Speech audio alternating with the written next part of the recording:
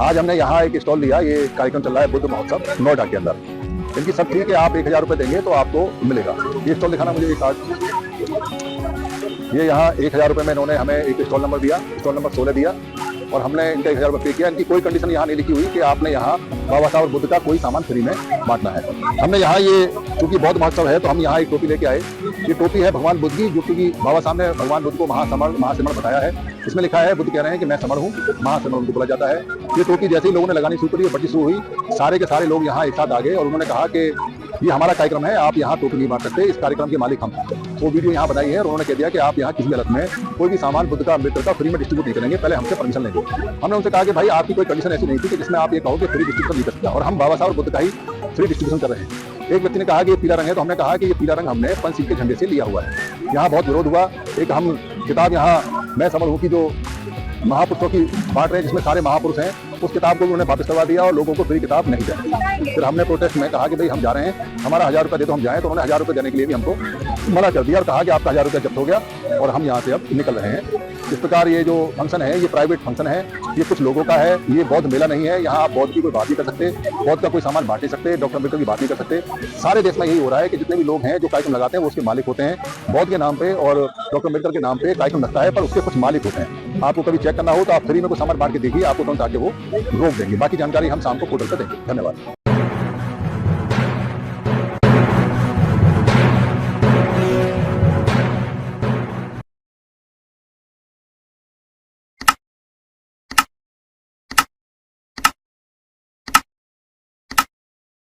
बाबा साहब अंबेडकर ने कालाराम मंदिर में प्रवेश करने की घोषणा की। वहां विरोध हुआ। जो काले रंग का राम का जो मंदिर था उसमें जाने नहीं दिया गया, बल का प्रयोग हुआ, पिटाई हुई, चोटें आई। बाबा साहब अंबेडकर बताते हैं कि मंदिर में घुसना मेरा उद्देश्य नहीं है, ना ही मुझे जरूरत है। आपको सिर्फ ये बताने की जरूरत है कि आपकी पोजीशन ऐसी है कि आप मंदिर में भी नहीं जा सकते। लोगों के आंख खोलने के लिए उन्होंने ये कदम उठाया। मंदिर में उनकी कोई आस्था या कोई उनका प्रयोजन वहां हल नहीं होने वाला था। ये बातें जो वो बता के गए, वो बातें आज भी बड़ी कारगर हैं। और कारगर इसलिए हैं कि जो चीजें चल रही हैं हमारे समणों के बीच में, अब समण ही वमण बनते जा रहे हैं। और कई बार बताने के लिए, समझाने के लिए करके दिखाना पड़ता है कि भाई देखो हम ये कर रहे हैं। आपको कहने से यकीन नहीं आता, पर दिखाने से आपको यकीन आएगा। 22, 23, 24, 25, 26, 27, 28, 29, 30 और 31 दिसंबर,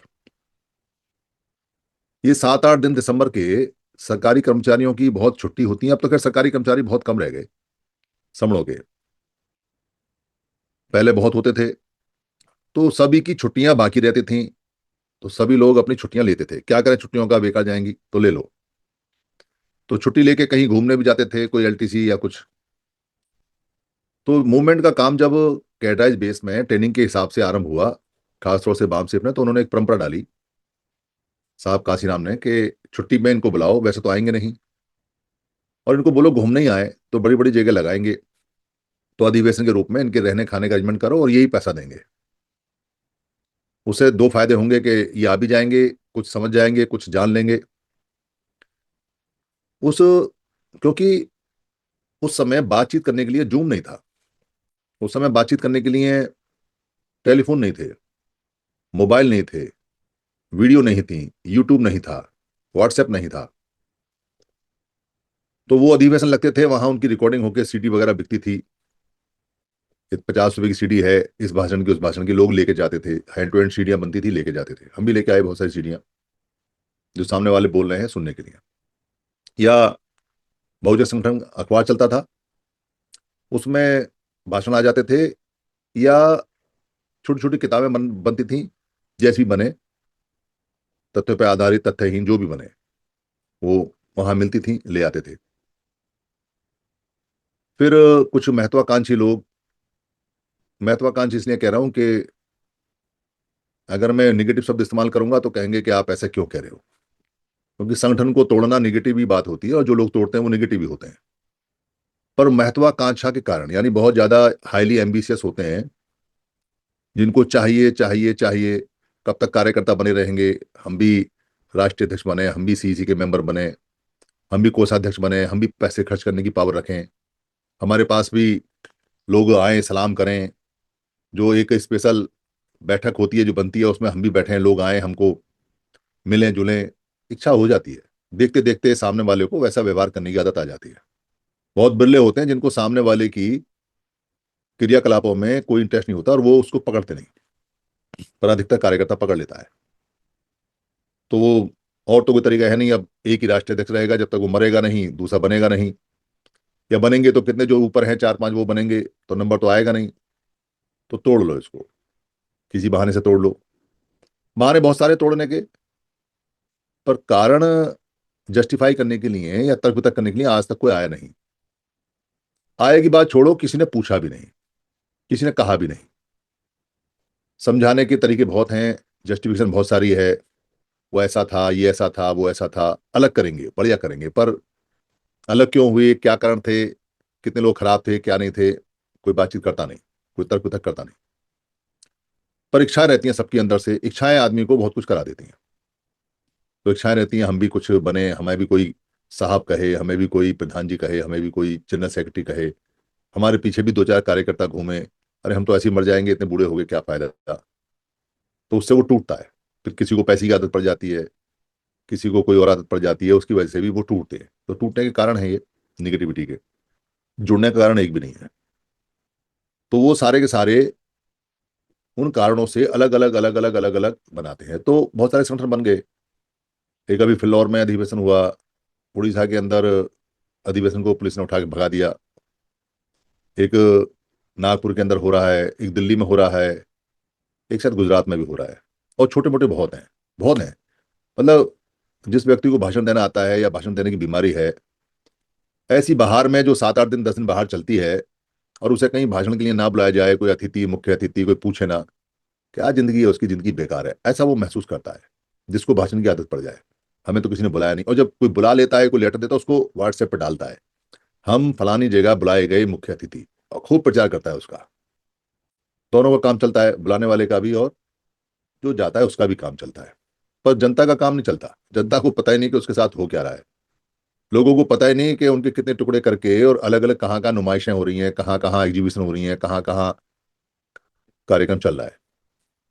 इन लगातार काम करने वाले जो लोग हैं, जो संगठन चलाते हैं रेगुलर रूप से, जिनका काम होता है, इसके अलावा एक कैटेगरी और भी है। वो कैटेगरी है साल में एक कार्यक्रम लगाने वालों की कैटेगरी।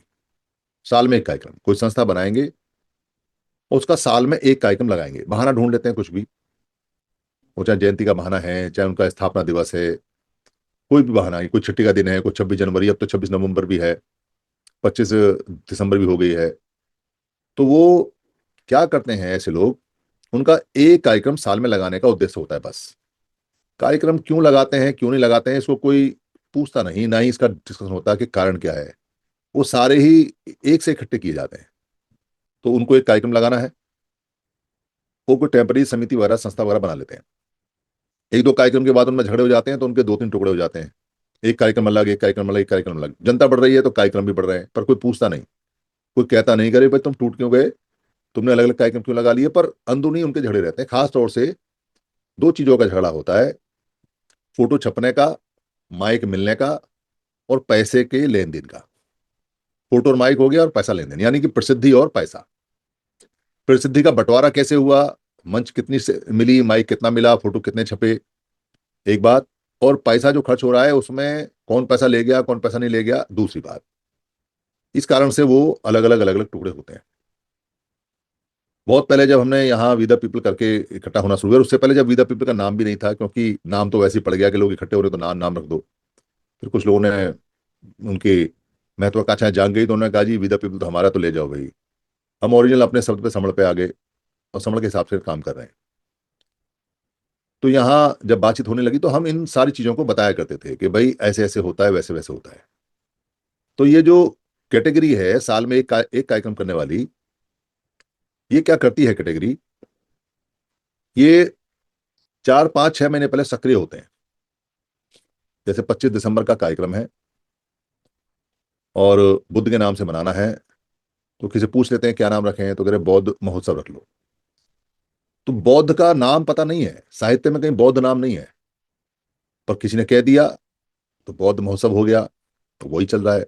कभी भविष्य में जब इस पर सवाल उठेंगे तो बड़े पछताएंगे, बौद्ध तो नाम है ही नहीं, किसी किताब में नाम नहीं है। जैसे हिंदू नाम किसी किताब में नहीं है, वैसे बौद्ध नाम भी किसी किताब में नहीं है, किसी साहित्य में नहीं है बौद्ध। तो रख लिया महोत्सव। अब जो कार्यक्रम रखा है उसके लिए सबसे पहला काम होता है प्रसिद्धि प्रसिद्धि बंटवारे का। तो एक कमेटी बना लेते हैं, उसमें जो लोग अच्छा पैसा देने का प्रॉमिस करते हैं देते हैं, उनको वो वाइस प्रधान उपाध्यक्ष बनाते हैं, अध्यक्ष नहीं बनाते। वाइस प्रेसिडेंट कितने भी हो सकते हैं 10 20 30 40, जो जितना पैसा देने के लिए तैयार हो। मोस्टली वो फाइनेंस के लिए रखे जाते हैं। जो बहुत सक्रिय आदमी होता है, जो इसको करता है या जो पूरी भाग दौड़ की जिम्मेदारी ले लेता है, या ये कहें जो वेला होता है, खाली होता है, क्योंकि साल में एक बार कार्यक्रम है तो वेला भी इसलिए बोल रहा हूँ आपको, रेगुलर कार्यक्रम नहीं है। तो वो कहता है कि मैं भाग दौड़ करूंगा, तो उसको प्रेसिडेंट बना देते हैं। वो बुकिंग कराएगा, लेटर भेजेगा, पुलिस के पास जाएगा, एनओसी लेके आएगा, टेंट वाले से बात करेगा, फर्नीचर वाले से बात करेगा, हलवाई ढूंढेगा। वो सारे काम मैनेजमेंट के वो करता है, उसकी टीम भी साथ लगती है। और उसमें जो कम जानकार लोग होते हैं वो सचिव सह सचिव बनते हैं, और जो सबसे खुंखार होता है उसको जनरल सेक्रेटरी बनाते हैं, जो थोड़ा तड़फड़ करने वाला हो पर भागदौड़ ना करता हो। और कैशियर उसको बनाते हैं, कोशिश करते हैं कि जो या तो सबसे ज्यादा शातिर हो या जो सबसे ज्यादा ईमानदार हो, वो कैशियर बनता है। शातिर इसलिए क्योंकि उसको पैसा इकट्ठा करना है, तो सातिराना अंदाज में वो चंदा लेके आएगा। और ईमानदार इसलिए क्योंकि हिसाब है पैसे का, तो हिसाब में गड़बड़ ना हो, इसलिए ईमानदार आदमी ढूंढते हैं। ऐसी टीम बना लेते हैं। उसके बाद में फिर जगह बुक कराते हैं। जगह बुक कराने के बाद में फिर उनका मिशन स्टार्ट होता है पर्ची छपवाने का, पैसे छपवाने का। तो पर्ची छपवाते हैं, पहला बौद्ध महोत्सव, दूसरा महोत्सव, जो भी नंबर है, सातवां छठा जो भी चल रहा है, जितना पुराना उतना ज्यादा दबदबा। उनकी लिस्टें निकालते हैं, किसने पिछली बार किस किसने पैसा दिया, उस पैसे को इकट्ठा करते हैं। लोगों के पास जाते हैं, महंगाई बढ़ गई है, इस बार लोग ज्यादा आ रहे हैं, अभी हमें गुब्बारे वाले भी लगाने हैं, अभी हमें टेंट वाले बढ़ गया है, इस बार हम ये आइटम भी बढ़ा रहे हैं, इस बार स्क्रीन भी लगवाएंगे, इस बार बैंड बाजा भी बुलाएंगे, इस बार बाहर से जो अतिथि आ रहे हैं उनके रुकने का भी देना है, हवाई जहाज का टिकट भी देना है, कुछ लोग आ रहे हैं, कुछ बसें भी लगानी है, उन बसों का भी पैसा देना है, कुछ पैसा क्या बोलते हैं रिजर्व भी रखना है। इस तरह से वो बनते हैं। कुछ पैसा बाद में कम ज्यादा भी होता है। तो वो खूब सारा पैसा इकट्ठा करते हैं। अमूमन जितना खर्चा होता है उससे ज्यादा पैसा इकट्ठा किया जाता है, ज्यादा। और इसमें काम धीरे धीरे आगे बढ़ता है। पैसा हाथ में आने के बाद में लोगों से संपर्क होना शुरू होता है, गांव जाना, ये जाना, मीटिंग लगाओ भाई, कौन कौन परिचय। तो आदमी जी हजूरी में, रिश्तेदारी में, जानकारी पहचान में पुराना काम है, मीटिंग लगा के लोगों को कहता है भाई गांव से इतने आदमी लाना, बस में लाना, ट्रैक्टर में लाना, ऐसे लाना वैसे लाना। क्योंकि ईयरली 1 डे का इवेंट है, 365 दिन में एक बार करना है, इसलिए ताकत पूरी लगती है। ताकत इसलिए लगती है क्योंकि रोज रोज तो मीटिंग होनी नहीं है, एक ही मीटिंग होनी है, तो सब लोग लगते हैं, इसी काम में लगते हैं। फिर फोटो छपवाते हैं, जितनी भी कमेटी होती है वो अपने फोटो नाम के साथ छपवाता है। उसमें जिसका नहीं छपे वो नाराज हो जाता है। कई बार दोबारा भी फोटो छपते हैं, तिबारा भी छपते हैं, अरे तेरा नाम रह गया। वो फोटो छपते हैं, प्रचार जिन जिनके फोटो छपते हैं वो सब काम पे लग जाते हैं। फोटो छपा है, प्रसिद्धि मिली है, तो काम में लग जाते हैं। काम आगे बढ़ता है, काम आगे बढ़ता है। फिर उसका प्रचार प्रसार होता है, तो लोग 1 डे इवेंट में आते हैं, पर खाना जरूर रखा जाता है। अगर 1 डे इवेंट में खाना नहीं रखेंगे, लोग नहीं आएंगे। हमारे लोग हैं, क्योंकि पूरे दिन आएगा जाएगा, खाना थोड़ी घर में बनाएगा। और खाने घर में बनाएगा तो 1 घंटे के लिए आएगा, हो सकता है भी नहीं, खाना भी बनाने का काम है। तो लोग ये सोच के कि भाई पिकनिक है और बुलाया है, चलो। उन्हें पता नहीं है कि कार्यक्रम क्या है और क्या नहीं है। उन्हें ये पता है कि भाई जाना है, वहां कुछ होगा, देखेंगे, खाना खाएंगे, चले आएंगे। एक पिकनिक हो गया, एक मौज मस्ती हो गई, एक जान पहचान हो गई, सारा कुछ वहां से हो गया। और वो सारा कार्यक्रम वहां सब लोग आते हैं, कोई ढोल के साथ, कोई उसके साथ नाचना गाना, खुशी का माहौल होता है। इससे बौद्ध शब्द का प्रमोशन होता है। अभी मैं चूंकि नोएडा के अंदर हम एक आज कार्यक्रम करके आ रहे हैं, इसलिए मैं उसी के ऊपर कंसंट्रेट कर रहा हूँ। तो फायदा होता है कि भाई बौद्ध का प्रचार हो रहा है, बुद्ध का प्रचार हो रहा है, बुद्ध के फोटो लगे हुए हैं, बाबा साहब का भी लगा हुआ है, तो मैसेज जा रहा है। पर आते वही लोग हैं जो बुद्ध को जानने वाले या डॉक्टर अम्बेडकर को जानने वाले, वो लोग आते हैं। तो बुद्ध के कार्यक्रम में अब ऐसा मान के चलो कि हम पुराने समय में पहुंच गए। और पुराने समय में भगवान बुद्ध चारिका कर रहे हैं और किसी ने बुद्ध के लिए कोई कार्यक्रम लगाया कि आओ बुद्ध हमारे यहाँ आओ, आपका संगदान भोजनदान है और अपने बात भी आप रखो। तो बुद्ध या बुद्ध के भिक्षु क्या रखेंगे, क्या बात करेंगे? राजा प्रसन्नजीत ठीक नहीं है, यहाँ की व्यवस्था ठीक नहीं चल रही है, यहाँ बड़ा घालमेल है। और क्या वो वहाँ जो लोग हैं जो दाएं बाएं हैं उनको बुला के मंचों पर उनके सम्मान करेंगे? क्या वो पीछे बैठ जाएंगे और एक भी शब्द धर्म का ना बताएं और खाली इधर उधर की बात करें, राजनीति की और राजा की और लोगों की प्रसिद्धि की और मंच की माला की? तो कौन स्वीकार करेगा कि बुद्ध ने बुद्ध महोत्सव में या बुद्ध कार्यक्रम में क्या कहा क्या नहीं कहा? लोग क्या कहेंगे, अरे कैसे ही बुद्ध हैं, काम धमका करना चाहिए था और आगे यहाँ राजनीति करने के लिए, काम धमका करना चाहिए था आगे यहाँ लोगों को प्रमोट करने के लिए। आज के समय में जो बुद्ध का कार्यक्रम होता है वो धम्म का कार्यक्रम नहीं है।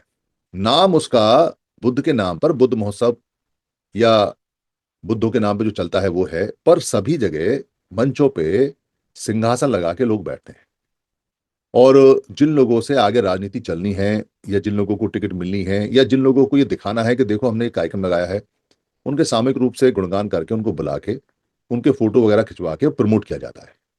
और लोग आते हैं और बुद्ध पे उस पर फूल चढ़ा के, फूल बाद में चढ़ाते हैं, कैमरे की तरफ पहले देखते हैं ताकि उनका फोटो खींचे और हमारा यहाँ हाजिरी लग जाए कि तुम्हारे कार्यक्रम में हम आए थे। लोगों को सिर्फ खाने से मतलब है, लोगों को खाना खिलाए लोग चले गए। लोग कभी नहीं पूछते कि धम्म का कार्यक्रम था तो धम्म के बारे में क्या बताया, और अगर पॉलिटिकल कार्यक्रम था तो पॉलिटिक्स के बारे में क्या बताया, और सामाजिक कार्यक्रम था तो समाज के बारे में क्या बताया, और आर्थिक कार्यक्रम था तो धन को बढ़ाने का या घटाने का क्या चीज आपने बताई। सब्जेक्ट कोई नहीं पूछता, सब्जेक्ट कहीं कुछ है नहीं। सारी सारी जो धाराएं हैं वो टिकट और राजनीति पर जाकर रुकती हैं। भीड़ किसी भी नाम से इकट्ठी की जाए, भीड़ आती है, खाना खाती है, बस उसको उतना मिलता है, बाकी वो चंदा देती है अपना खाना खाने का, अपना पैसा भी खर्च करती है। जो आयोजक हैं, आयोजकों का जो मेन उद्देश्य होता है वो होता है अपने पर्सनल रिलेशंस को डेवलप करना, धर्म को बढ़ाना नहीं, राजनीति को बढ़ाना नहीं, राजनीति सिखाना नहीं, कोई संगठन में सामाजिक बात सिखाने का नहीं है, कोई आर्थिक बात सिखाने का नहीं है, कोई एजुकेशन की बात सिखाने का नहीं है। जोर जोर से चिल्ला के अपना चेहरा बताना, और सब्जेक्ट पे कहीं कोई नहीं है और सब्जेक्ट का कोई काम भी नहीं होता है। मतलब अगर आप धर्म बढ़ा रहे हो तो धर्म का वहां कुछ नहीं है। अच्छा, औरों को तो हम क्या दोष दें? जो भिक्खु हैं, भिक्खु भी इसमें शामिल हैं, यानी भिक्खु पब्लिक जैसा चाहती है वैसा चल रहे हैं।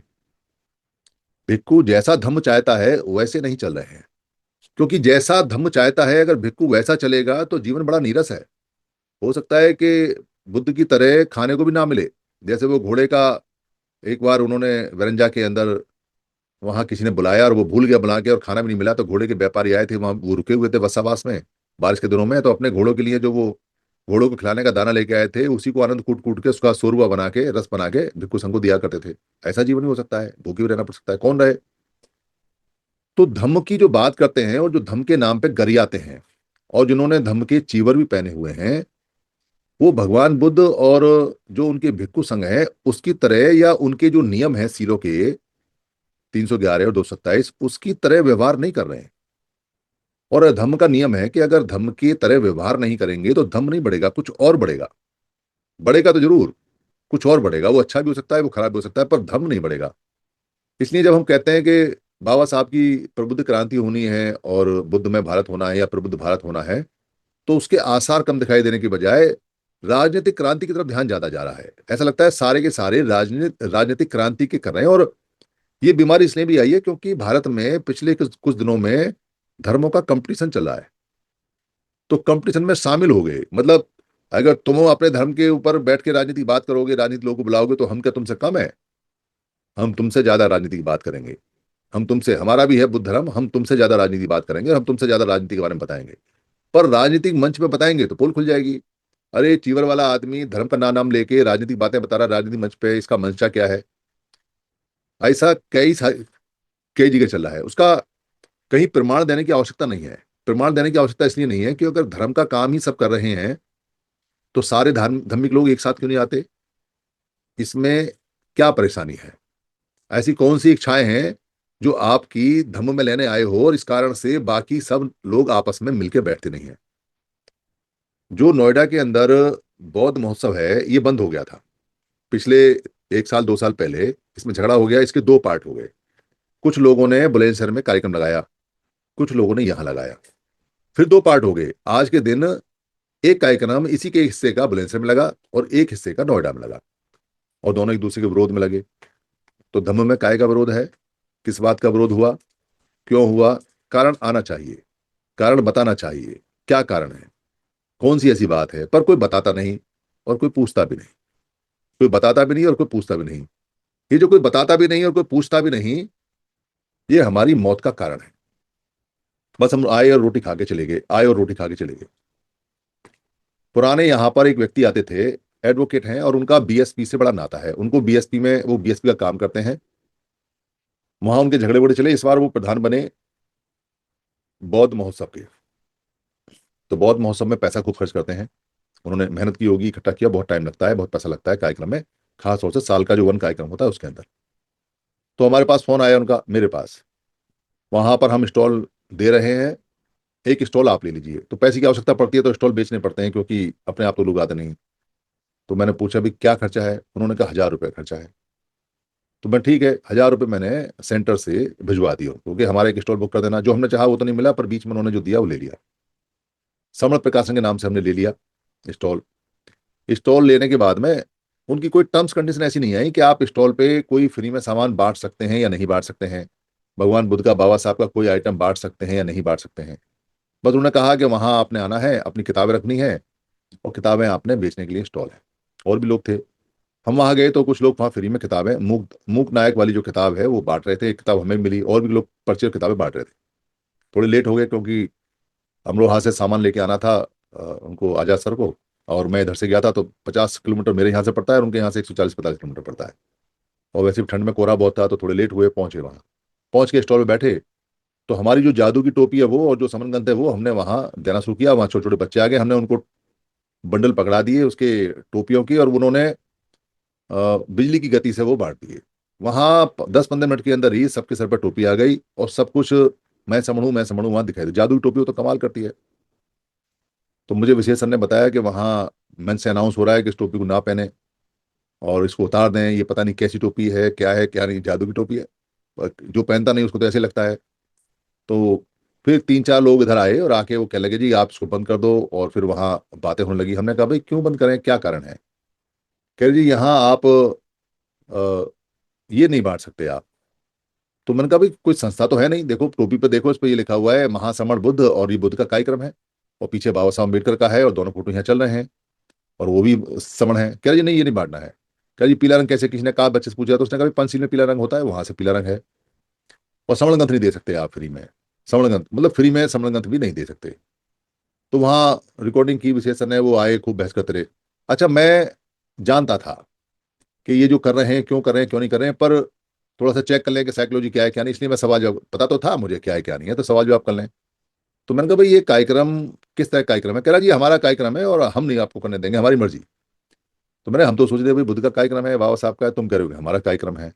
कह रहा जी हमारा कार्यक्रम है, हम इसके ऑर्गेनाइजर हैं और हम आपको नहीं करने देंगे। तो हमने कहा भाई ठीक है, नहीं करने दोगे तो हमारे 1,000 रुपये वापस दे दो। कह रहे जी वहां मन से जाके मांगो 1,000 रुपये। मैंने कहा भाई तुम बंद करा रहे हो, तुम ही दे दो, हम तो जा रहे हैं यहाँ से, 1,000 रुपये दे दो हमारा, जब तुम काम नहीं करने दे रहे, बांटे नहीं दे रहे। पर वो तैयार नहीं। वहां जो लोग आए उनको समण शब्द का पता नहीं। उनको बताया कि भैया जिस बुद्ध का तुम कार्यक्रम लगा रहे हो उनको महासमण बोलते हैं, आप पता कर लो किसी भी, और ये उन्हीं की टोपी है, और देखो बुद्ध का फोटो बना हुआ है। पर उनको स्वीकार नहीं। और उस पर ये भी नहीं लिखा हुआ, समण संघ नहीं लिखा हुआ टोपी पे, मैं समण हूं और बुद्ध का फोटो है, और जैसे सब आप लोगों को पता है। तो जानते थे हम कि भाई क्यों नहीं ये करने दे रहे हैं, क्या कारण क्या नहीं है। कारण क्या है कि जो भी व्यक्ति इस तरह के कार्यक्रम लगा रहे हैं, रेगुलर या वन डे के, वो आइडियोलॉजी को बढ़ाने के लिए, पहचान को बढ़ाने के लिए, या लोगों को एक रूप करने के लिए, या लोगों को एक साथ लाने के लिए काम नहीं कर रहे हैं। वो अपने आप को बढ़ाने के लिए काम कर रहे हैं, अपने को प्रमोट करने के लिए काम कर रहे हैं।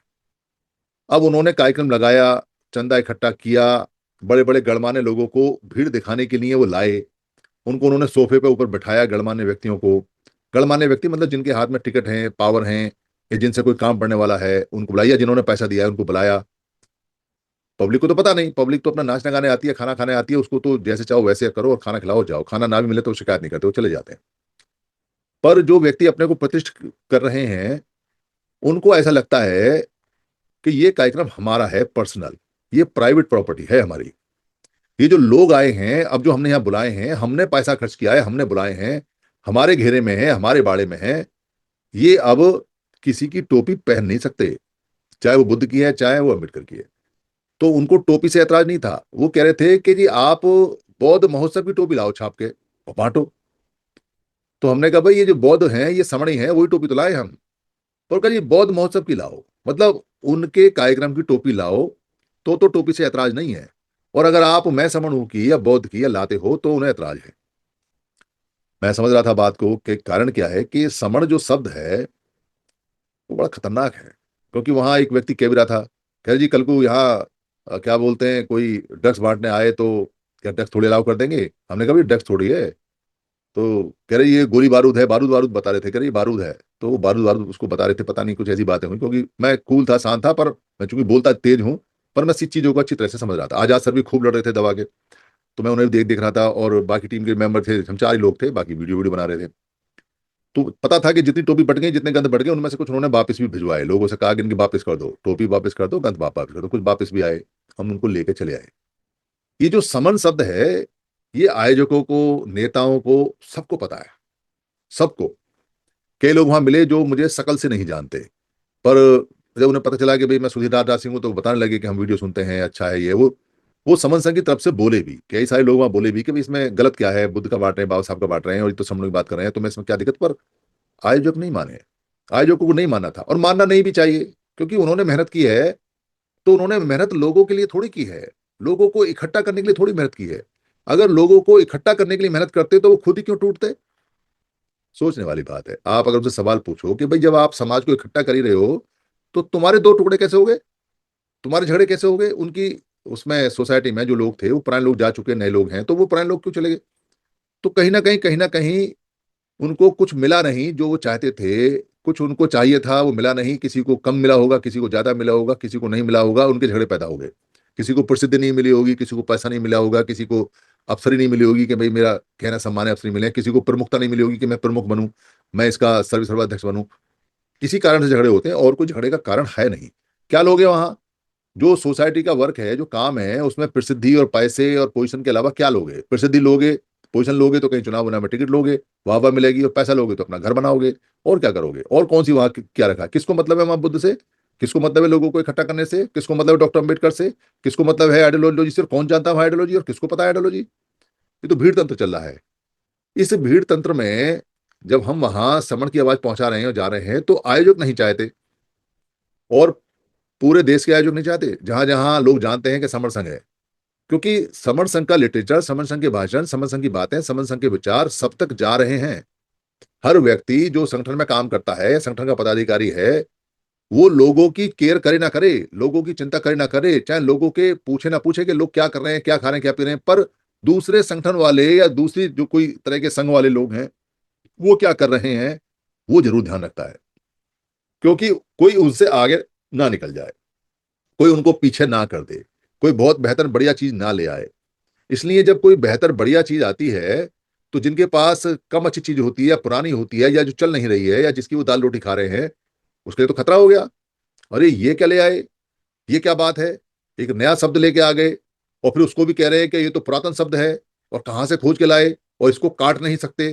कह रहे बुद्ध को महासमणिक बोलते हैं, मैं बता रहा हूं, अरे भाई महासमणिक भी बोलते हैं, जिनको तुम तथागत बोलते हो, जिनको बुद्ध बोलते हो, जिनको तुम क्या बोलते हैं वेदांत गुरु गुरु बोलते हो, जिनके इतने सारे नाम है, उनका एक नाम समण भी है, महासमण भी बोलते हैं, और हम वही समण है। और बुद्ध का कार्यक्रम है, तो काटे कैसे, तो विरोध करेंगे। तो विरोध किया उन्होंने, करना चाहिए उनको विरोध, क्योंकि इतनी मेहनत की उन्होंने, तो हमारे लिए थोड़ी की है कि हम जाके वहां टोपी बांटे, हम जाके वहां समणगंध दें। उन्होंने अपने लिए की है। अगर वहां समण की टोपी बढ़ गई तो वहां सारे समण हो जाएंगे, और सारे समण हो जाएंगे तो वो जो आगे जिनको दिखाना है कि देखो हम इतना बड़ा काम करा है, हमने इतना बड़ा कार्यक्रम, लोग तो कहेंगे तुम्हारा क्या काम था, वो तो सारे समण है। और ये सारे समण एक एक हो जाएंगे, लोगों को पता चल जाएगा भाई हम सब कुछ छोड़ के हमारी जो पहचान है वो समण है, और ये बढ़िया पहचान है। किसी ने किताब पढ़ ली तो दिक्कत हो जाएगी। ये चीजें समाज में हर एक उस कार्यकर्ता को फेस करनी पड़ेंगी जो काम कर रहा है, जो समण का काम कर रहा है। पर ये अच्छा है, अच्छा इसलिए है क्योंकि विरोध कामयाबी का पहला सीढ़ी है। अगर आपकी बात का विरोध नहीं हुआ तो आपकी बात डिफरेंट नहीं है, अलग नहीं है, फिर तो उन्हीं की बात है। और जब उन्हीं की बात है तो ऐसे तो 29 लाख संगठन है, फिर क्या बात है, फिर तो कोई बात ही नहीं है। और विरोध इसलिए भी अच्छा है कि जब विरोध करता है तो काउंटर में तर्कहीन हो जाता है, तर्क नहीं दे सकता। इसलिए इतने मजबूत बनना चाहिए कि जब सामने वाला विरोध करे तो उसके सारे सवालों का जवाब दो। जो 20 लोग वहां सुन रहे हैं उसका फायदा होगा, आपके पास में अच्छा मजबूत तर्क होगा, बताओगे तो सामने वाला एडामेंट हो जाएगा, जिद्दी हो जाएगा कि भाई नहीं जी आपने तो यहाँ से जाना ही है, या सब बंद करो जी, ये है वो है, बस उसका ईगो हो गया या प्रेस्टीज की बात आ गई, जो भी कुछ है। पर जो तर्क सुनेंगे 20-25 लोग तो कहेंगे यार ये लोग सही नहीं है, देखो वो बात कर रहे हैं, ये बात नहीं कर रहे, ये कह रहे जाओ जाओ, वो कह रहे हैं कि भाई बुद्ध भी महाश्रमण है, मानते नहीं। हर समण संघी को एक बार, दो बार, तीन बार, 10 बार फेस करना पड़ेगा। फिर किसी ने कहा जी कि ऊपर से बौद्ध भिक्खु मना कर रहे हैं कि टोपी उतार दो। तो मैंने कहा भाई बौद्ध भिक्खु का नाम बताओ, कौन से बौद्ध भिक्खु हैं। वो नाम नहीं बताया डर की वजह से कि भाई कौन बौद्ध भिक्खु, क्योंकि जितने भी बौद्ध भिक्खु हैं लगभग मैं सभी को जानता हूं। धम्म की बात नहीं बताते, धम्म की बात पूछो तो दाएं बाएं करते थे। कोई धम्म का कुछ बता दो, अगर किसी को जानकारी हो तो उसको डांट भी देते हैं कई बार। पर राजनीति का पूरा बताएंगे, शोषण का पूरा बताएंगे, अत्याचार का पूरा बताएंगे, वैमनस्य का पूरा बताएंगे, पर धम्म का काम करना है उन्हें धम्म नहीं बताएंगे। अधिकतर भिक्खुओं का है। इसलिए भिक्खु जब कोई आता है उससे कोई धम्म बताओ, तो धम्म नहीं है उनके पास में, उनके पास में राजनीति है, चीवर उड़ के राजनीति है। पर उनका भी कसूर नहीं है, क्योंकि जिसको देख के वो धम्म में राजनीति लेके आए हैं उनको समझ ही नहीं है। अरे वो आप लोगों को धम्म की बजाय राजनीति में खींच के लेके जा रहे हैं और आप चले जा रहे हो। आपने चीवर पहना धर्म बढ़ाने के लिए, आप उनके झांसे में आके जैसे उनके लोग हैं वो अपना धर्म बढ़ाने की बजाय राजनीति बढ़ाते हैं, आप भी वैसे लगे। तो यहाँ तो कंपटीशन हो रहा है, बिना सोच का बिना समझ का कंपटीशन हो रहा है। करो कंपटीशन, इसके परिणाम नहीं आने वाले, इसका कोई परिणाम नहीं आने वाला। तो वहां जो लोग हैं उनको ये बताने की आवश्यकता है पूरे देश में, भाई इन सब चीजों से फायदा नहीं होने वाला। और जिनको फायदा 70-76 साल में हो रहा है उनसे कोई तुम्हारा फायदा है नहीं। मान लो 10 लोग प्रमोट हो गए, 10 लोगों ने अपने आप को आगे बढ़ाया, 10 लोगों में 2-4 दावेदार हुए, 2-4 रिजर्व की सीट आ गई। उन रिजर्व की सीटों में एक आध आदमी प्रसिद्धि लेके टिकट ले आया कहीं से, सपोज 4 ले आए टिकट लेके, और 4 टिकट ले आए अलग अलग पार्टियों से, और वो वहां एमएलए एमपी का चुनाव आपस में लड़े, लाखों करोड़ रुपए उन्होंने फूका, और एक आदमी उनमें से चुन के चला गया, क्या कर लेगा? और क्या किया उसने आज तक? कौन सा फायदा हुआ? ये जो तुमने इतना सारा मजमा लगाया, इतनी सारी भीड़ इकट्ठी की, भीड़ इकट्ठी करके कुछ लोगों को प्रमोट किया, अपना चेहरा चमकाया, उसके बाद में टिकट लिया बड़ी हाथ पैर जोड़ के, पैसा देके, उसके बाद तुम चुने भी गए बड़ी मुश्किल से पैसे वैसे देके, तो भी क्या कर लोगे? क्या मिलेगा वहां? और कौन सी क्रांति कर ली है? इसको कोई तर्क वितर्क में लेके आने को तैयार नहीं है, ना ही बात करने को तैयार है। पर अपनी एग्जिस्टेंस के लिए, अपने संगठन बनाने के लिए एक होड़ चल रही है चारों तरफ, होड़। हम भी करेंगे, हम भी करेंगे, हम भी करेंगे, हम भी करेंगे, हम भी करेंगे, सारे के सारे इस होड़ में लगे हुए हैं। पर इसका लोगों को बिल्कुल भी जानकारी नहीं है कि इस होड़ में वो भी बर्बाद हो रहे हैं और हमें भी बर्बाद कर रहे हैं। इसको कोई कहने को तैयार नहीं है, इसको कोई समझने को तैयार नहीं है। अगर आप उनके बीच में जाके, जहां लोग इकट्ठे हैं, और वहां जाके उनको समझाने की कोशिश करोगे तो पिटने की गारंटी है। तो मुझे तो समझ थी, इसलिए आजाद सर तो थोड़े से भिड़ भी रहे थे, कह रहे थे हम तो बाहर जाके बांटेंगे। उन्होंने कहा जी हम बाहर जाके भी नहीं बांटने देंगे। आजाद कहा तुम सड़क पे कैसे रोक लोगे हमको? कह रहे जी हम सड़क पे भी रोकेंगे। मैंने आजाद सर, फिर उसके बाद में वहां के गौतम आगे, बड़े एडवोकेट हैं, वो समण की आइडियोलॉजी से पूरी तरह सहमत हैं। तो उनसे मिले, बोले अच्छा मुलाकात हो गई। बोले ये बंद क्यों करा रहे हैं? कह रहे ये समझदारी नहीं है। अच्छा मैं इनके ऑर्गेनाइजर को बुलाता हूँ, वो वकील है जो सूरजपाल राक्षस एडवोकेट है, कह रहे उनको बुलाता हूँ। उन्होंने फोन किया, मैंने कहा फोन मत करो, मत बुलाओ। उन्होंने कर दिया फोन कि आप जरा स्टॉल पे आओ। वो मैंने उनको मना किया कि मना करो कि नहीं आए। कारण जो व्यक्ति 3-4 महीने से मेहनत करता है साल में एक कार्यक्रम लगाने के लिए, अगले 10 दिन तक बेहोश रहता है, नशा रहता है उसको, आदमियों की संख्या ज्यादा नहीं होती उस पूरे पंडाल में, 1,500 से लेके 2,000 आदमी, पर लगता है ऐसे जैसे 6,000 आदमी, 5,000 आदमी, क्योंकि आदमियों के बारे में हम अच्छी तरह से जानते हैं। रजिस्टर पे होते हैं 300, दिखाई देते हैं 600। रजिस्टर पे काउंट होते हैं 150, दिखाई देते हैं 300। वो डबल दिखाई देता है। और जब आदमी खड़े होते हैं तो ज्यादा दिखाई देते हैं, कुर्सियों पे और भी ज्यादा दिखाई देते हैं, जैसे हम बैठते जमीन पे उसमें कम दिखाई देते हैं। और बिखरा हुआ पंडाल हो तो कम आदमी भी ज्यादा लगता है, घूमता फिरता ज्यादा लगता है। तो आदमी, मतलब मैं जो बता रहा हूँ कि 1,500 से लेके 2,000, बच्चों की संख्या, महिलाओं की संख्या ज्यादा थी क्योंकि खाना था, पिकनिक मनाने आए थे। पर जिस जानकारी को लेने आता है आदमी, उस जानकारी को देने में जानकारी देने वाले असफल हैं पूरी तरह से। इसलिए हमारा उद्धार होना या हमारा कुछ होना इन कार्यक्रमों से पॉसिबल नहीं है। जो ये कार्यक्रम चल रहे हैं, ये कार्यक्रम व्यक्ति को प्रमोट करने के, प्रतिद्वंद्विता में लोगों के साथ में, या जो दूसरे विरोधी लोग हैं उनके अपोजिट में उनकी तरह के करने के कार्यक्रम हैं, या उकसाने के हैं, या पैसा खर्च करने वाले के हैं, या समय खराब करने वाले हैं, या बुद्धि हैं। पर हमारी पहचान क्या है और हम कौन हैं और हम कैसे इकट्ठे हो सकते हैं, इस काम को समण संघ को छोड़ के कोई नहीं कर रहा है। जितनी डीप नॉलेज हम यहाँ स्प्रेड करते हैं, फैलाते हैं, बताते हैं, तर्क करते हैं, उसका 10% भी किसी के पास नहीं है। इस डीप नॉलेज से, इस गहरी जानकारी से, इस अंतिम जानकारी से लगभग सारे ही हिले हुए हैं, लगभग सारे ही हिले हुए हैं, सारे एक तरफ से। और अगर किसी को यकीन ना हो तो 4 टोपी और 10 समणगंत ले, उनके कार्यक्रम ले जाके गेट पर खड़े हो जाओ, आप गेट से भगा देगा। ये जब आपको गेट से भगाएगा तो आप समझ लेना कि वो सब जानता है, आपको भगा नहीं रहा है, और आप कोई और चीज ले जाओगे तो उसे पटवा देगा। पर समन संघ अगर लोगों तक पहुंचेगा और समन संघ की जानकारी होगी तो लोगों में जिज्ञासा होगी, समन क्या है, समन क्या है। उसको ताज्जुब होगा कि यार उसकी पहचान मूल निवासी नहीं है, उसकी पहचान बहुजन नहीं है, उसकी पहचान दलित नहीं है, उसकी पहचान बौद्ध नहीं है, उसकी पहचान रविदासी नहीं है, उसकी पहचान कबीरपंथी नहीं है, उसकी पहचान क्षेत्रीय कोई बिहारी की, कोई बंगाली की, कोई गुजराती की नहीं है, उसकी पहचान कोई संगठन की नहीं है, उसकी पहचान कोई राजनीति की नहीं है, राजनीतिक पार्टी की नहीं है, उसकी पहचान कहीं कोई भाषा की नहीं है। उसकी जो मूल पहचान है वो तो समण है। वहां मुझे 2 प्रोफेसर भी मिले जो नोएडा यूनिवर्सिटी के थे, तो मेरा परिचय कराया कि ये वहाँ की जो प्रोफेसर है, वहाँ के प्रोफेसर। मैंने उनको कहा, मैं देखो जी, मैं स्पष्ट बोलता हूँ, जो विरोध हो रहा है वो तो हो रहा है, पर ये विरोध इसलिए हो रहा है कि हमारा कितना ही पढ़ा लिखा, क्योंकि प्रोफेसर थे तो मैंने उन्हीं को कहा, साफ कहा मैंने कि हमारा कितना ही पढ़ा लिखा आदमी हो, वो भी हमारी सभ्यता का नाम नहीं बता सकता। हाँ, ना वो हाँ कर पाए, ना वो ना कर पाए, क्योंकि हमें पता है, हमें नहीं पता। हम इतने बूढ़े मरने वाले हैं, बड़ी मुश्किल से खोज खबर करके लेके आएंगे हमारी सभ्यता क्या है क्या नहीं, उनको क्या पता। अगर होता तो प्रमोट ना करते। तो मैंने कहा भाई, बिना सभ्यता के तो हम है नहीं। हम लोग कहते हैं जी बिना जाति का आदमी नहीं होता, बिना जाति का आदमी हो सकता है पर बिना सभ्यता का आदमी नहीं हो सकता। बिना जाति के तो सारे वमन हैं, घूम रहे हैं, बिना जाति के चल रहे हैं, पर बिना सभ्यता का आदमी नहीं हो सकता। वमनों की सभ्यता वहां है जहां से वो आए हैं, और समणों की सभ्यता यहाँ है, वो क्योंकि वो यहाँ के हैं। सभ्यता का नाम बताया हुआ है बाबा साहब अम्बेडकर ने और भी लोगों ने, महापुरुषों ने, कि ये श्रमण सभ्यता है, उसी से हमारा नाम पड़ा हुआ है समण। हम समण हैं, हम वमन नहीं है। ये बात उनको बताई और हाँ जी हाँ, बात ठीक है आपकी, वो यही तो बताते हैं। इसी को बताने में दिक्कत आ रही है, क्योंकि ये बताने से सारे लोग समण हो जाते हैं और फिर इकट्ठे हो जाते हैं। जब सारे लोग इकट्ठे होने शुरू होंगे तो वो इकट्ठे होंगे कहाँ, ये सवाल ध्यान देना।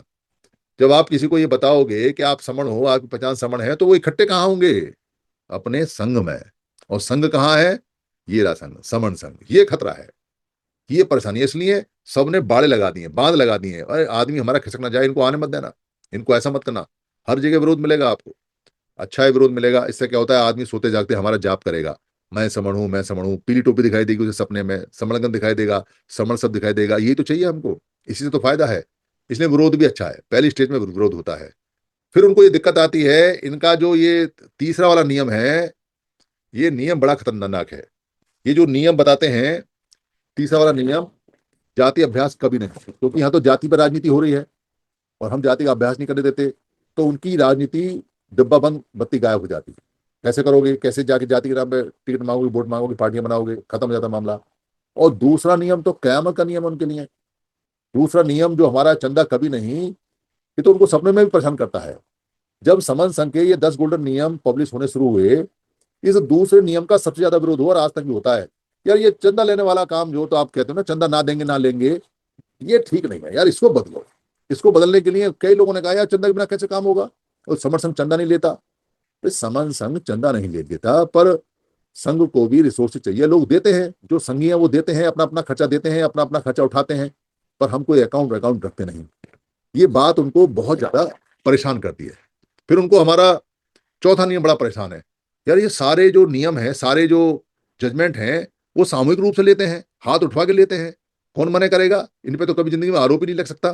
कैसे आरोप लगाओगे कि बंद कमरे में इन्होंने कोई डिसीजन लिया है, ये तो खुलेआम लेते हैं और खुलेआम पास करा के लेते हैं। पास हो जाता ठीक है, नहीं हो जाता कोई बात नहीं, संघ का काम है, संघ जाने। और यहाँ तो सारे नियम हम खुद बनाते हैं, सारे नियम बंद कमरे में चलते हैं, किसी से पूछते नहीं। भारत में समन संघ के अलावा और संविधान के अलावा कोई नहीं पूछता कि कोई नियम बनाना भी है या नहीं बनाना है। सब अपनी मर्जी से जिसको जैसा लगता है वैसा बना देते हैं और वैसी कार्यकारिणी बना देते हैं। कल उनका क्या करोगे, कुछ नहीं कर सकते उनका। आप रहना तो रो, नहीं तब घर जाओ। पर यहाँ ऐसा नहीं है, यहाँ तो हर हर नियम पे चर्चा पूरी होती है। और कोई कितना ही फन्ने खा हो, लाओ अपना बिल, और यहाँ बिल लाओ, उसके बिल को कई बार तो क्या बोलते हैं, हवा में उड़ा देते हैं। तेरा बिल ठीक नहीं है भाई, तो अपने बिल को साथ ले जाओ, इसमें 4 सवाल के जवाब नहीं दे पाया। कई बार बिल बिल में इतने सवाल पूछे जाते हैं कि जो बिल लेके आता है उसी पसीना आ जाता है, कह रहा है यार कहाँ फंस गया मैं, कहाँ बिल ले आया, इतने सवाल आ गए। और सवाल आने चाहिए, सवाल आएंगे, लोग संतुष्ट होंगे, बिल अच्छा बनेगा, फिर उसके बाद में अच्छा नियम बनेगा, तभी तो लोग काम करेंगे, वरना तो कैसे काम करेंगे, काम करने है नहीं। फिर उनको इस बात से बड़ी दिक्कत होती है, यार ये मंच माला पद प्रतिष्ठा का बड़ा विरोध करते हैं, हमारे सामने आंखें नीचे हो जाती है। वहां तो सोफे पे बैठा रखे हैं लोग, गणमान्य लोग, वहां तो जो बड़े बड़े भिक्खु भी सोफे पे ऐसे बैठे हुए हैं जैसे सम्राट अशोक का संगासन लगा हो, और वहां तलवार साथ में रखी संगासन की, भिक्खु भी ऐसे बैठते हैं। तो वो जो उनके बैठने का स्टाइल है वो अच्छा हो सकता है, हम ये नहीं कहते कि भाई सिंहासन की तरह नहीं बैठना चाहिए, पर पब्लिक के सामने, पब्लिक के ऊपर बैठने में पब्लिक नीचे हो जाती है। आपको एक को व्यक्ति को बात करनी है, आप खड़े होकर बैठ के बात कह सकते हैं, आपको 2-2.5 फीट की ऊंचाई चाहिए ताकि आप आंख से आंख मिला के बात कर सको, वो समझ में आती है। पुराने समय पर टीले पे बैठ के बात करते थे, या ऊंची सी एक जगह मिल जाती थी कि भाई जो भी कुछ कहना है वो व्यक्ति यहाँ कहेगा ताकि सब लोग उसको देख लें। स्टेडियम भी, ऑडिटोरियम भी ऐसे बनते हैं कि ताकि सब लोगों को दिखाई दे प्लेग्राउंड क्या है क्या नहीं है। पर यार तुम ऊपर नीचे कर दोगे कि ये इसका मान सम्मान है तो ये ऊपर बैठेगा, इसका मान सम्मान तो नीचे बैठेगा, ये क्या बात हुई? इससे तो आप इकट्ठे नहीं कर पाओगे कभी भी। फिर तो इनिक्वलिटी हो गई, फिर तो समाजवाद रहा नहीं, फिर तो समता रही नहीं, फिर तो समानता रही नहीं, फिर तो असमानता हो गई, फिर तो असमाजवाद हो गया, ये नहीं चलेगा। ये समन संघ ने मना कर दिया। अब वहां जब समन संघियों के सामने ऊपर बैठते हैं लोग और सिंहासन की तरह एक्ट करते हैं अपने लोगों के सामने, तो उनको पीड़ा होती है हमें देख के कि अरे यार ये मना करते हैं, हम बैठ गए। अच्छा, कई संगठनों ने तो पद पोस्ट मंच माला डर के मारे छोड़ भी दी, और वो छोड़ के बैठे हुए हैं, कुछ लोग डर भी जाते हैं। और जब कभी हम पहुंच जाते हैं समन संघी तो वो अपनी कुर्सियां उर्सियां बैठा देते हैं कि हटाओ मेज वेज कुर्सी कुर्सी हटाओ, और यहाँ नहीं बैठना। ऐसा विकासपुरी में अभी एक कार्यक्रम हुआ जिनका अधिवेशन लगने जा रहा है नागपुर के अंदर। उन्होंने यहाँ एक कार्यक्रम किया बुद्ध विहार में, अब मेरा बुद्ध विहार है वो, मैं उसका मेंबर हूँ। तो मैं चला गया वहां मिलने के लिए उनसे। वो मेरे को देख के उन्होंने मंच हटा दी, और मेरे को देखकर टेबल और चेयर हटा दी, कह रहे नहीं नहीं एक ही आदमी जो बोलेगा बस वही आएगा, बाकी सब नीचे बैठो। सब नीचे बैठे, मुझे बड़ा अच्छा लगा। समन संघ से कम डरते तो हैं, तो समन संघ याद तो है। तो ये चीजें हमें बड़ा फायदा पहुंचाती हैं। और भी कई सारे नियम हमारे हैं, ये सब चीजें वहां लगातार चल रही हैं और हो रही हैं। ये आपको भी काउंटर करनी पड़ेंगी। पर घबराना मत, घबराना मत। पहली कामयाबी, अगर किसी काम का विरोध ना हो तो इसका मतलब वो काम क्रांतिकारी नहीं है। ध्यान रखना इस बात को। अगर आप जो काम कर रहे हो अगर उसका विरोध ना हो तो वो क्रांतिकारी नहीं है। और जो आप काम कर रहे हो अगर वो सैद्धांतिक रूप से सब लोग उसको यस ना करें तो वो काम नहीं करना चाहिए। तो हम सैद्धांतिक रूप से सब लोगों से यस करा के काम करते हैं, हाँ करा के काम करते हैं, अनुमोदित करा के काम करते हैं। पहले हम अपने यहाँ उसको नाप तोल लेते हैं, फिर हम उसको सामने लोगों के सामने रखते हैं, और तब जो विरोध आता है वो बहुत बढ़िया है। विरोध से काम तेजी से बढ़ता है, विरोध में आदमी ज्यादा ऊर्जा लगाता है, विरोध में सोचता है। जो जिन्होंने टोपी पहनी, जिन्होंने उत्तरवादी, जिन्होंने जो समर ग्रंथ ले गए, वो जरूर खोल के देखेंगे क्या है क्या नहीं है। वो टोपियों में जरूर से देखेंगे ये समण क्यों था। मन से बोला गया कि भाई जो समण है, जो समण वाली टोपी है, मैं समण वाली, इसको उतार दो, तो मन से हमारा नाम लिया। भविष्य में जब कभी बात होगी, ये वाला वीडियो और जो वीडियो आज बनाए वो, और जब जब कभी होगा, यही लोग जिन्होंने टोपी उतारी है, जो समण ग्रंथ जिनसे वापस कराए हैं, यही लोग अपने किए पे कभी पछताएंगे। क्योंकि नई चीज आने में समय लगता है, पर इसके लिए हमें ज्यादा मेहनत करनी चाहिए। और जितनी ज्यादा हम मेहनत करेंगे उतना ज्यादा हम जल्दी कामयाब हो जाएंगे, और जितनी जल्दी से हम जुड़ेंगे और जोड़ेंगे उतनी जल्दी से हम बचेंगे भी और जीतेंगे भी। और जब ये सारी चीजें हो जाएंगी तब एक समय ऐसा आएगा कि लोग कहेंगे कि हमने टोपी पहनी थी, हम तो 5 साल से टोपी पहने हैं। भले भले ही 5 साल से टोपी बनी ना हो, पर लोग कहेंगे, अति सुक्ति में कहते हैं, हम तो 5 साल से टोपी पहने हैं जी। हाँ, एक समण ग्रंथ तो हमको 8 साल पहले मिल गया था, चाहे भले ही 4 साल पहले छपा हो, 8 साल पहले मिल गया था। हम तो समण के बारे में पहले से ही जानते थे। हम तो जानते थे कि हम समण हैं। मतलब आधे लोग तो ये कहेंगे कि हमें जानकारी थी, क्योंकि वो अपने को नीचा क्यों करेंगे, हमें जानकारी नहीं थी, क्योंकि नहीं हमारे तो बाबा साहब ने बताया था कि हम समण हैं। ऐसा कहेंगे, पर कहेंगे तब जब हम पूरी ताकत से प्रचार प्रसार में लगे रहेंगे। और प्रचार प्रसार में पूरी ताकत से लगने का जो मंत्र है वो है, प्रचार प्रसार संघ के माध्यम से होना चाहिए, सांघिक होना चाहिए। इंडिविजुअल प्रचार प्रसार की कोई वैल्यू नहीं होती है, बहुत ताकत लगानी पड़ती है। एक व्यक्ति 50 जगह जाता है, 50 जगह जाके कहता है कि भाई देखो ये समण की आइडियोलॉजी है, समण का विचार है, कुछ सुनता नहीं है, कुछ देखता नहीं है। एक व्यक्ति की बात को कोई भरोसा नहीं देता। इसका मैंने बहुत अनुभव किया हुआ है। जब मैं इस कंसेप्ट को लेके जाता था नेताओं के पास में, लोग पास में देखते भी नहीं थे। सुने, मेरी शक्ल देख के, मेरी आवाज का भारीपन देख के, मेरा भारीपन देख के, क्योंकि अब तो मैं थोड़ा बॉडी में हल्का हो गया, तब तो मैं और भी लंबा चौड़ा था। मेरी ऊंचाई देख के, मेरा जो क्या बोलते हैं स्टाइल देख के वो सुन जरूर लेते थे कि भाई काम का आदमी हो सकता है या कुछ इस तरह का इसका पर्सनैलिटी है, तो चलो सुन लो। पर माना किसी ने भी नहीं, घास किसी ने नहीं डाली। ये तो चांस की बात है कि कोविड आ गया, और कोविड में क्या बोलते हैं यहाँ हम बैठने लगे, और फिर मैंने समर से स्टार्ट नहीं किया, क्योंकि समर से स्टार्ट करता तो मुझे खतरा था कि समर को देख के भाग ना जाए। इसलिए समस्याओं से किया, संगठनों से किया, संगठनों को बका इधर से किया उधर किया। और जब देखा कि प्रकाश सिंह सर ने कुछ लोग पक्के कर दिए हैं जो अच्छे और पक्के हैं और भागेंगे नहीं, तब समर संघ को पहली बार इंट्रोड्यूस किया अमरोहा के अंदर। वहां जाके हमने इसको इंट्रोड्यूस किया, फिर धीरे धीरे चला, फिर धीरे धीरे आगे बढ़ता गया, धीरे धीरे समझाते रहे, बताते गए। अब जाके इतना हम कह सकते हैं कि समण अब वापस नहीं आने वाला है, अब ये आगे ही बढ़ेगा और तेजी से बढ़ेगा, और ये बढ़ना भी चाहिए क्योंकि ये हमारा अंतिम शब्द है और बहुत बढ़िया शब्द है और हमारे महापुरुषों का दिया हुआ है, हमारा पुराना संघ है। मेरी किसी बात से अगर किसी को कोई हानि हुई हो, कोई परेशानी हुई हो, तो मैं संघ से हाथ जोड़ के माफी चाहता हूँ। संघ मुझे माफ करे, संघ मुझे माफ करे, संघ मुझे माफ करे। संघं नमामि, संघं नमामि, संघं नमामि, संतों को वंदामि। और जो आज मैंने बौद्ध महोत्सव के बारे में कोई बात बताया है, मेरी कोई इंटेंशन खराब नहीं है, मेरा कोई मन खराब नहीं है, क्योंकि मैं जानता था कि जो मेहनत करते हैं वो ऐसे करते हैं। अगर किसी को बुरा लगे कि भाई मैंने उनके बारे में ऐसा कहा है, मैंने पर्टिकुलर उनके बारे में नहीं किया, उनके नाम का इस्तेमाल जरूर किया है, पर मैं पूरे जितने भी संगठन और जितने भी लोग हैं उनका कार्य करने का तरीका और शैली बता रहा हूँ कि उससे हमारे समाज को फायदा नहीं है। फिर भी अगर किसी को लगे कि हमारे बारे में ऐसा कहा है तो वो तर्क कर सकता है आके, यहाँ तर्क हमारा खुला हुआ है। तर्क करने के बाद भी अगर बुरा लगे तो मैं फिर एक बार माफी मांगता हूँ। संघं नमामि, संघं नमामि, संघं नमामि। बाबा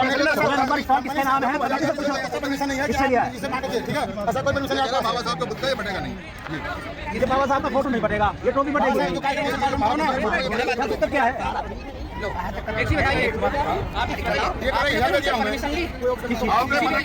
आपने मना किया, स्टॉल काय के लिए भी है, ये बताओ। फोटो खिंचवाने के लिए आपने नियम बताया क्या? फिर कोई चीज नहीं, बाबा साहब आपने कहा, आपने बताया, आपने लिस्ट बताया। अरे किताब के साथ में हम देंगे नहीं क्या? कोई हमारे प्रचार है, हम अपने क्या करेंगे? किताब साथ फ्री देंगे, हम एक टोपी साथ में देंगे, ये हमारी स्कीम है। यहाँ पे टोन नीचे करो ना, तो जा रहे हैं हम तो यहाँ से। चलो जाओ, 1000 रुपए, 2000 रुपए अनाउंस करता है यार, चलो ये स्टोर हमने करी है, आप कोई सामान लाओगे अपना बेचोगे। हम बेच तो रहे हैं, बेचने के साथ में भी दे रहे हैं। मैं ये कह रहा हूँ आप इसको भी दो। दे दो यार, आपने टर्म कंडीशन में ऐसा नहीं था कि हम कुछ भी यार हम दूंगा, यार मैं दूंगा,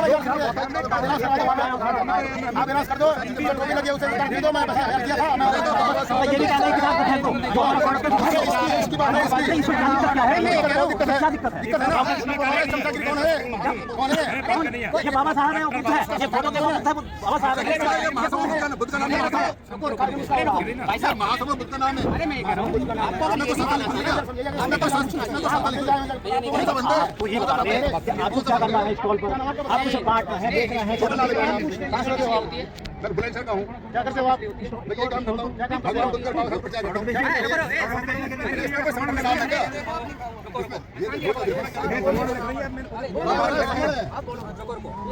अरे कोई दिक्कत नहीं, मैं ये कह रहा हूँ स्टॉल आपने बुक करी थी, कोई समझ नहीं, आप अच्छे से बेचो। आपका यही चीज को आपका खरीद के भी ले जा रहा तो बेचो, लेकिन आप अगर ये भी आपको किसी को डिस्ट्रीब्यूट करना है, आपको पहले परमिशन लेनी, कुछ भी है। ऐसे तो कोई भी कुछ भी डिस्ट्रीब्यूट कर देगा, कुछ भी कैसे कर देगा? अरे ऐसे ही कर देते हैं, कुछ भी कैसे कर देगा? कंट्रोल नहीं होता तो ऐसे ही कर देते हैं, कुछ भी कैसे कर देगा? बुद्ध ये बताओ, बाबा साहब और बुद्ध का नहीं है, बट काट अरे बिल्कुल यहाँ इतने कंप्लेंट कर रहे हैं कि ये अलग इंडिपेंडेंट है, ये अलग इंडिपेंडेंट है। हमारा बहुत का काम है, अब जो बहुत मसले को बाटो कौन मना कर रहा है? आज का बहुत मौसम लिखो, आप कौन मना कर रहा है? बाटो ना आप सीधे, आप जो ना सीधे बहुत मौसम लिखो, बाटो कौन मना कर रहा है? बहुत मौसम लिखो, इस पर बाटो खूब कौन मना कर रहा है? लेकिन ये नहीं चलेगा, आपका सब नहीं चलेगा। ये क्यों नहीं? ये इसलिए नहीं चलेगा, इसलिए नहीं चलेगा, ये इसका कार्यक्रम नहीं है। उसका हम तो कह रहे हैं कार्यक्रम, हम तो कह रहे हैं बेचने के लिए फोटो भेज रहे हैं, साहित्य के लिए है। जैसे कहो और चीजें चलाओ, हम बाबा साहब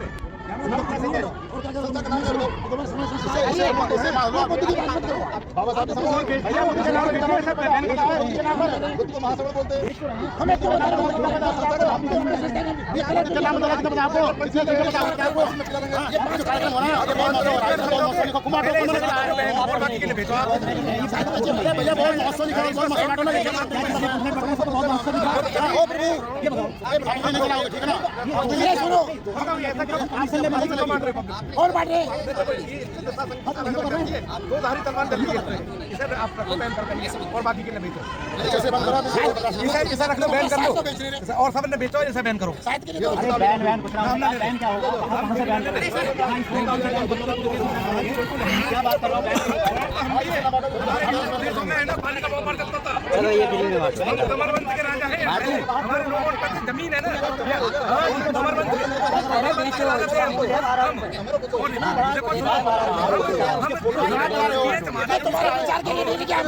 प्रचार नहीं कर पाए, इंतजार नहीं कर रहा आदमी दिख रहा है दुकान है वो मुझे आपके बारे में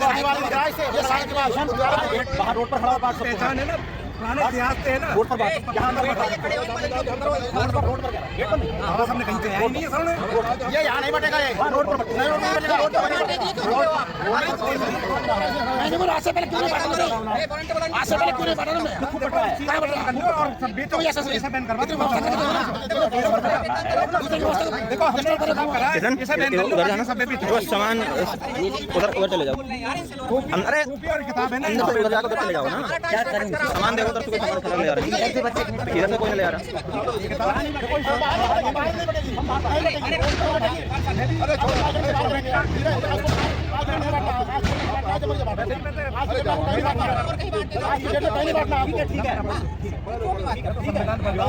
आप उसको मानने वाले बात करेगा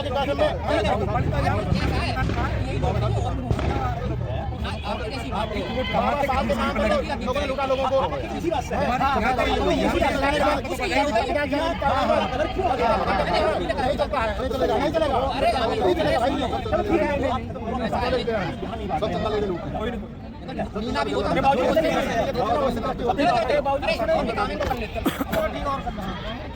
उठा के रखो साइड में उठा के रखो आप ये अब हम कहीं और भागेंगे ठीक है आज नहीं बटेगा यहां पे आज नहीं बटेगा ठीक है बात है आज नहीं बटेगा आज नहीं बटेगा छोड़ा हमारे आने वाले ट्रेन है ना ये बात खाना तो दुकान है मैसेज जाता है नहीं आप रख दीजिए हमें अपने ध्यान को रखना है यार बच्चे अरे ये इतिहास ही तो है अरे भाई राइट करवा दो यार 1000 रुपए दे रहे यार अरे 400 दूंगा तुम्हें 1000 दूंगा मैं हमारे और भी काम यार हम पे यार हमें तो 1000 रुपए तो जा रहे हैं ला दो यार बिना 1000 का नुकसान हो गया पेट्रोल फूका लगा हजार रुपए दे सकते हैं आप आपने 1000 भाई आगे तो कैसे जा रहे हैं आप 1000 रुपए ले जा रहे हैं 1000 रुपए दे रहे हैं लिखे हुए हैं रिफंडेबल नहीं है ठीक है आप ये तो लिखा हुआ था उसमें कि आपके सामने दे सकते हैं हमने किसी में ये नहीं लिखा कि यहाँ पे आके गोली चलाएगा आप बचाने लग जाएगा ये गोली है ये गोली है नहीं रुक जाओ गोली चल रही सबके लिए गोली है देखो ये गोली में बारूद है बारूद है बारूद ये टोपी इनके लिए गोली बता बुद्धि है कि नहीं आप यूज नहीं करो बुद्धि कभी कभी मतलब मैंने जो बोल मैं क्या कह रहा हूँ सुनो मुझे ना तो मेरी बात सुनो ना तो ना तो सब लिखा है ना किसी तरह का अब पहले ये क्लियर है ठीक है यहाँ पे कोई भी डिस्ट्रीब्यूट करता है कम से कम हमारे नोटिस में कंट्रोल समझ गए ना आपने भी जो लिखा है वो ऐसे तो लिख दिया होगा ये तो हमारी पहचान है जो भी आपकी भी पहचान है हमारी भी पहचान मैं कह रहा हूँ मेरी हमारी पुरानी पहचान है मैं कह रहा हूँ मेरी भी किस पहचान से क्यों भाग रहे हैं नहीं भाग रहे कोई ऐसा है हमने जैसा समझ नहीं आ रही ये कह रहे हैं कि कार्यक्रम होगा चलेगी हां बिल्कुल सही बात है हां ये कह रहे हैं निजी कार्यक्रम है ना ये कार्यक्रम निजी है जा रहे हैं ले लो मैं घर से मैं आपको समाज की चला रहा हूं मैं भैया हमारे बात में नहीं मैं घर दे रहा हूं वापस दूंगा आपको मैं हां ये काम है ये तो नाम है भैया अनाउंसमेंट करवा लो ले लो अरे एक काम करते शाम को बैठते हिसाब कर लेते हैं ठीक है हमें यूज तो करिए ना चीजें काट लो 2 घंटे का हाँ वो सब वेट करो 2 घंटे काट लो जा रहे हैं हम तो जा रहे हैं क्या बात कर रहे हो आप पता नहीं वो कर को हिसाब करते हैं यार कैसे दे दो पागल आदमी हमको जब कोई आप मेरे अपने शब्दों को मैंने ऐसा कुछ नहीं बोला आपको तो आप बोल दो जी हम तो बाबा साहब का बुद्धा आपने लोगों को रंग बदल दिया अरे कोई तुम्हारे पंछी पे पीला रंग अरे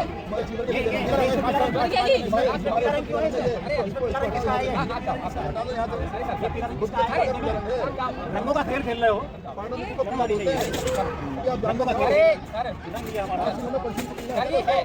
पंचशील से बैठा दो और उसमें लाल भी है ना आपके इसको कोई आप यहाँ नहीं कर लेगा जवाब दे रहे हैं मैं क्या कह रहा हूँ मैं ये कह रहा हूँ चलो बच्चा जाओ हो गया बोलते कब ऐसे कर रहे हैं तो शायद विचार कर लिया जाता होता है ठीक है अनवांटेड चीज ऐसे मत करो अनकंट्रोल हो जाएगी अनवांटेड नहीं है नहीं कुछ नहीं है आपकी बिल्कुल सही हो सकता मैं ही टोपी लगा लूँ कहीं जाके इसको मैं ये नहीं कह रहा आज नहीं तो कल लगानी तो पड़ेगी जो भी है सभी को लगानी पड़ेगी गलती हुई है बात चलो पैक करो जी ठीक है आप अपना बेचो कोई अरे नहीं हमारा मन अच्छा हो नहीं हमने इसके लिए मना किया ना आपने बाबा साहब बुद्ध के लिए मना किया ना, इसमें संस्था का नाम नहीं है इसमें संस्था का नाम नहीं है और ना इसमें किसी का प्रचार है इसको महासमण बोलते बुद्ध को आप नहीं मानते उसको ये बौद्धों का फंक्शन है महासमण है आपने अपने शब्दों को मेरी जुबान में मत डालो मैं बार-बार बोल रहा हूँ चलो भैया उठाओ